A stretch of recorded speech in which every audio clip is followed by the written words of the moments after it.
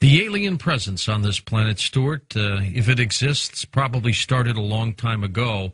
We're going to spend some time this hour talking with you about it. What do you think? Well, that's a very large topic, and in order to explain it, I need to give a little bit of a history lesson. Okay. And if we go back to eons of time ago, we find out that the solar system as it exists today is not the way it used to be. In fact, Earth used to be the second planet in orbit from the sun, and it was basically covered in water. Even the atmosphere was very liquidy. Mars was the third planet, and then there was a larger planet which is called Maldek, which existed between what is now Mars and Jupiter. And then after Jupiter was Saturn, then Uranus, Neptune, and that was it. Pluto did not exist. And then I need to go to another part of the galaxy, to a place called the Lyrian star system. Okay. How far? How many light years? Oh, gosh, I have no idea, but it's towards the center of the galaxy. Okay.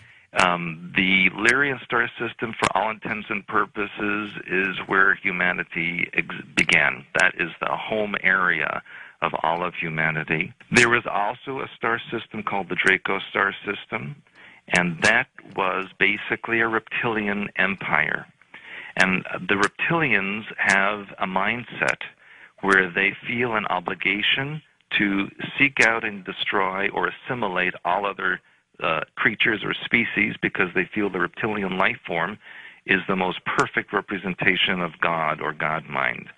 And the reason that they feel that way is because reptilians in the Draco star system are androgynous, meaning male and female in the same body. And so they feel that most closely represents the neutral God mind or God energy. Also, reptilian DNA does not change over eons of time. It basically stays the same and does not alter, whereas mammalian DNA constantly changes and adapts as environments change. And so they feel that because reptilians are so stable in genetics, it proves that they're superior. And again, I'm not qualifying this by saying this is right or wrong. I'm just saying that that's how they think. And so they attacked the Lyrian star system and basically dispersed any of the survivors that were in there. And the survivors of the Lyrian star system fanned out across the known galaxy and colonized other solar systems, this one included. When they came here, the planet Mars and the planet Maldek had atmosphere, oceans. It was a very inhabitable environment, and they started colonies there. The reptilian Dracos followed them across the various colonies and attacked them. The Draco use hollowed-out asteroids or comets as weapons and vehicles that they then send into space. And what they did was send an ice comet into our solar system to attack and destroy the colonies. As that ice comet came into the system, it caused the planet Uranus to flip on its axis.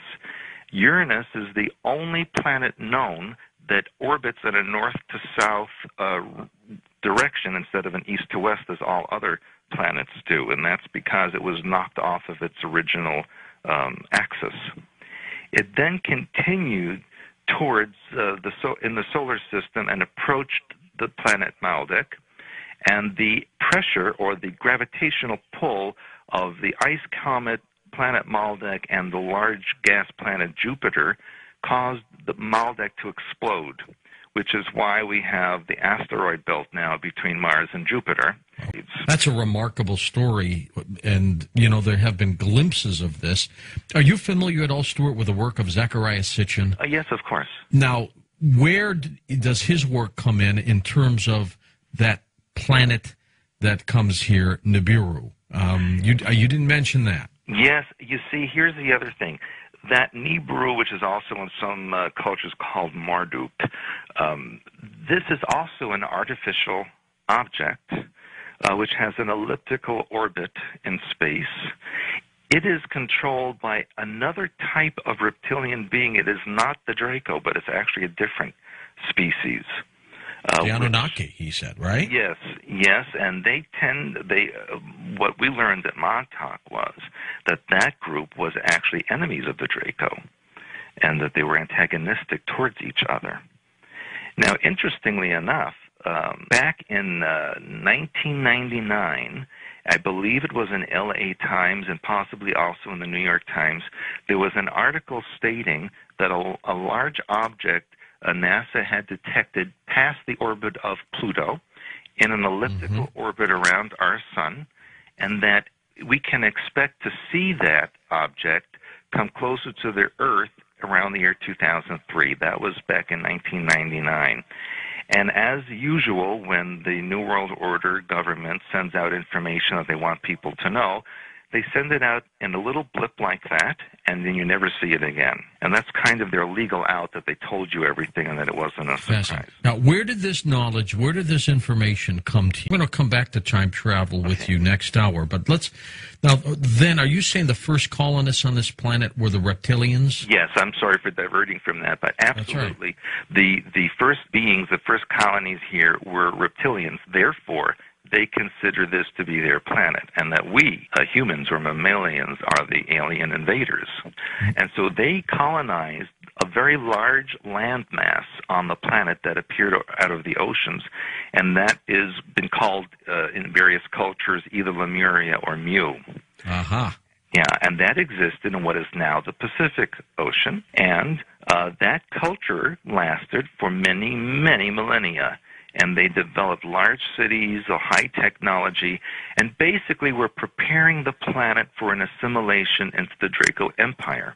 What year might that have been in terms of our knowledge of time? That would have been close to about 800,000 BC. 800,000. High technology. Very high technology. They brought that with them. And now I need to go back into planetary science to explain why humans came here. Okay, and then how? Well, yes. When molten material is ejected from a star to form a planet, that molten material is thrown out into deep space and starts then to spin. And as it spins, it starts to cool off on the surface, and the surface starts to harden. But just as what happens on the surface, on the outside happens on the inside. The centrifugal force of the spin causes the molten material inside to start pushing against the sides of this now a sphere that is forming, and so a hollow area forms inside such a planet, and the extra material is forced out through openings at the poles. And then the inside starts to harden, as does the outside, because of the coldness of space.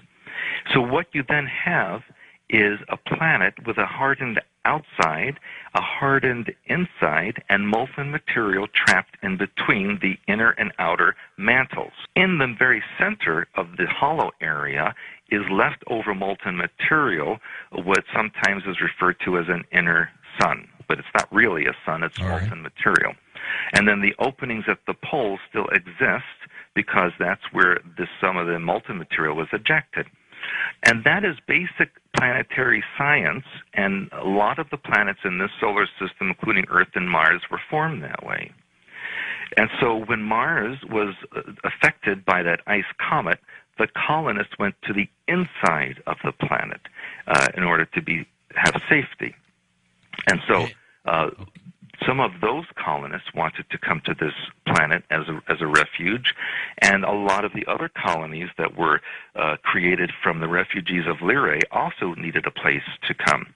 So it wasn't until very many millennia later that mammalians or human beings came to the Earth and colonized an area that was in now the Atlantic Ocean, and that was called, in certain cultures, Atlantis. Atlantis. Okay, so I'm beginning to see, Stuart, just with this picture, if the reptilians were in the Pacific on Lemuria, and the human-likes were on Atlantis, and now they're both gone, I'm beginning to see the picture of some kind of major confrontation. Well, that's am I exactly right? Correct. Yeah. Mammalians and reptilians are not designed to live in the same environment on the same planet. They have different requirements. So we basically have a situation where there's two different species that are very antagonistic towards each other, sharing the same location. So, as you can imagine, there were hostilities between Lemuria and Atlantis that went on for a very long period of time. And in fact, the Hindu Vedas talk about this. Some of these Vedas are 200,000 years old and talk about what we would describe as nuclear weapons and lances with mushroom clouds that form on the Earth, and talk about vehicles called vimanas that are what we would call spaceships or UFOs that would fly into the atmosphere. Good point. So they annihilated each other. Well, what really happened was, ultimately, the Atlanteans first killed off the dinosaurs. Now, the dinosaurs are to the Draco what mammalian creatures are to humanity. So there was very big battles, and of course the dinosaurs were not killed off by a meteor that struck the Earth 60 million years ago, because if that did happen, we wouldn't be talking right now. There wouldn't be anything left of this planet.